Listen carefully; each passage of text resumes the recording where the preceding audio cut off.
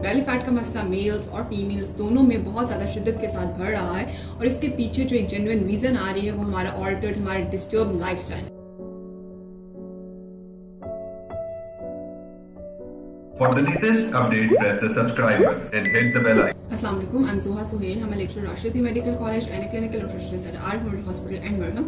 आज हम बात करेंगे बेली फैट के हवाले से। बेली फैट का मसला मेल्स और फीमेल्स दोनों में बहुत ज़्यादा शिद्दत के साथ बढ़ रहा है और इसके पीछे जो एक जेन्युइन रीज़न आ रही है वो हमारा ऑल्टर्ड, हमारा डिस्टर्ब लाइफस्टाइल है। हम लोगों ने अपना लाइफस्टाइल बहुत ज़्यादा अनहेल्दी बना लिया जिस वजह से बेली फैट का रिस्क जो है वो दोनों जेंडर्स में इक्वल वे में नजर आ रहा है। मेल्स में अगर बेली फैट उनका बेस सर्कमफ्रेंस 40 इंचेस से अबव हो जाए तो उनमें बहुत ज्यादा जो क्रोनिक डिसऑर्डर्स हैं उनका रिस्क बढ़ जाता है। इसी तरह से अगर फीमेल्स में बेस सर्कमफ्रेंस उनका बेली फैट की वजह से 35 इंचेस से ज्यादा बढ़ जाए उनमें भी बहुत ज्यादा क्रोनिक डिसऑर्डर्स का मसला बढ़ रहा होता है, जिसमें इंसुलिन रेजिस्टेंस का मसला आ रहा होता है, कार्डियोवैस्कुलर डिजीज का रिस्क उनमें ज्यादा नजर आ रहा होता है।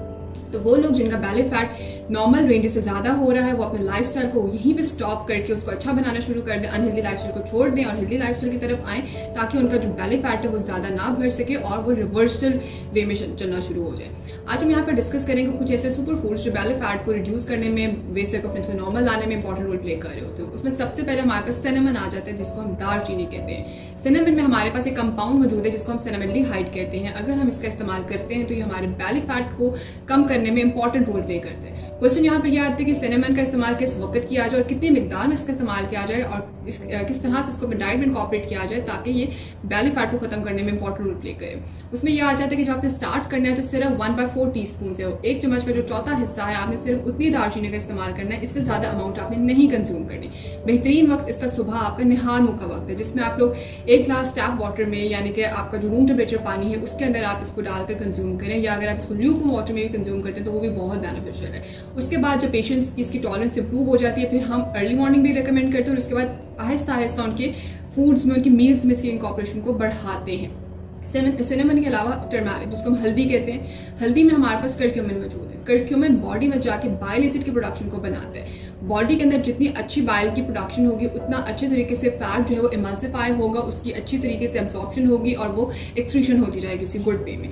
तो इसलिए जिन लोगों को बेली फैट का मसला है अगर वो हल्दी का इस्तेमाल करते हैं तो उनके अंदर जो अच्छी फैट की एमल्सिफिकेशन होगी, इस वजह से फैट जो है वो आपकी पेरिटोनियल कैविटी में, आपके वेस्ट के एरिया में एक्यूमुलेट नहीं हो सकेगा। बेहतरीन वक्त इसको कंज्यूम करने का अर्ली मॉर्निंग भी है और बेड टाइम। बहुत से लोग रात सोने से पहले दूध कंज्यूम करते हैं तो कोशिश ये करें कि एक चम्मच का जो चौथा हिस्सा है 1/4 टीस्पून वो आप टर्मरिक का, हल्दी का दूध में डालकर कंज्यूम करें, जिस वजह से बेली फैट की जो रिस्क है या जिन लोगों का बेली फैट जो वो बढ़ चुका है उसे वो बेहतर होता है। इसके अलावा ग्रीन टी में हमारे पास 2 कंपाउंड्स मौजूद हैं जो हमारे वेस्ट सर्कमफ्रेंस को, हमारे बेली फैट को हेल्दी रेंजेस में रखते हैं। एक उसमें EGCG मौजूद है और सेकंड इसमें कैटोचिन्स मौजूद है।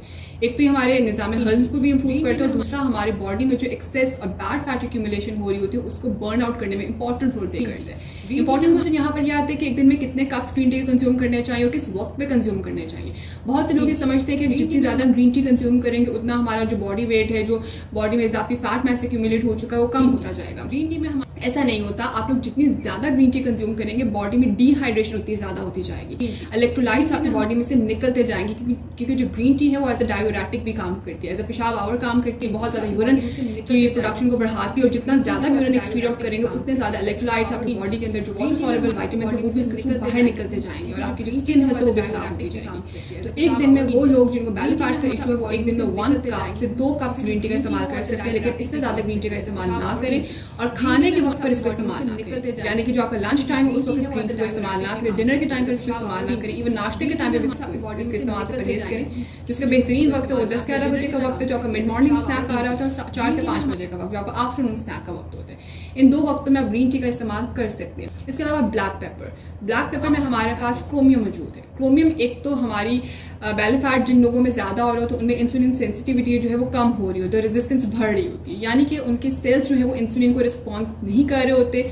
जब सेल्स इंसुलिन को रिस्पॉन्ड नहीं करते तो वहां पर ब्लड शुगर लेवल्स बढ़ने शुरू हो जाते हैं। शुगर का मसला उन लोगों में ज्यादा हो रहा होता है। तो अगर बेली फैट वाले पेशेंट्स अपनी डाइट में यानी कि क्रोमियम वाली चीज़ों का इस्तेमाल करते हैं जो कि ब्लैक पेपर में हमारे पास मौजूद है, तो इसके इस्तेमाल से उनकी बॉडी में जो इंसुलिन सेंसिटिविटी कम हो रही है, रेजिस्टेंस बढ़ रही होती है, शुगर का मसला आ रहा है, तो वो इससे नहीं हो सकेगा। तो इसलिए जिन लोगों को बेली फैट का मसला है वो एक दिन में 3 से 4 काली मिर्चों का इस्तेमाल जरूर रखें ताकि उनका जो बेली फैट बढ़ रहा है वो उसके थ्रू ना बढ़ सके। इसके अलावा एप्पल साइडर विनेगर, जो आपका सेब का सिरका, मैं यहाँ पर सेब के सिरके की बात कर रही हूँ, सिंथेटिक विनेगर जिसको व्हाइट विनेगर से सफेद सिरका कहते हैं उसकी बात नहीं कर रही। जो आपके पास एप्पल साइडर विनेगर जो सेब का सिरका है उसका इस्तेमाल बेली फैट के लिए बहुत बेहतरीन है क्योंकि वो एज अ थर्मोजेनिक काम करते हैं और बॉडी में मौजूद जो इजाफी चर्बी होती है उसको बर्न आउट करने में इंपॉर्टेंट रोल प्ले कर रहा है। और जब आपने इसको स्टार्ट करना है तो आपने सिर्फ आधी चम्मच से इसको स्टार्ट करना है, 1 कप ल्यूकवार्म वाटर, इससे ज्यादा इसकी अमाउंट आपने एकदम से इस्तेमाल नहीं करनी और प्रोग्रेसिवली अपनी कंसल्टिंग के रिकमेंडेशंस के अकॉर्डिंग इसका इस्तेमाल करते जाएं। इसके अलावा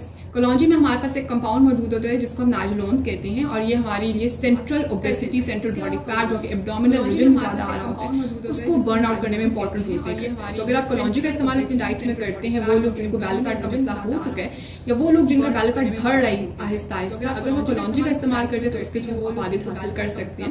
अब क्वेश्चन ये आता है कि कलौंजी कितनी मिकदार में कंज्यूम करनी चाहिए। कलौंजी जब आपने कंज्यूम करनी है तो सिंपल 4 से 5 दानों से कंज्यूम करनी है।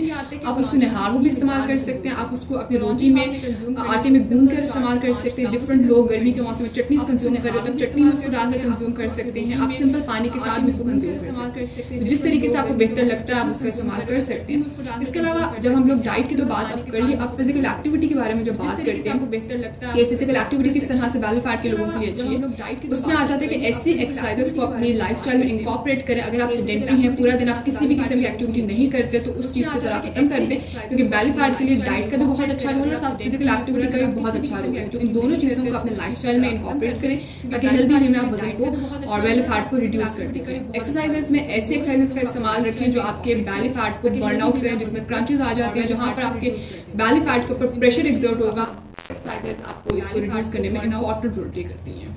अभी मरहम ऐप डाउनलोड करें और किसी भी मसले के लिए 2000 से ज्यादा स्पेशलिस्ट डॉक्टर से ऑनलाइन ऑडियो या वीडियो कॉल के जरिए बात करें। अभी मरहम ऐप डाउनलोड करें और किसी भी मसले के लिए 2000 से ज्यादा स्पेशलिस्ट डॉक्टर से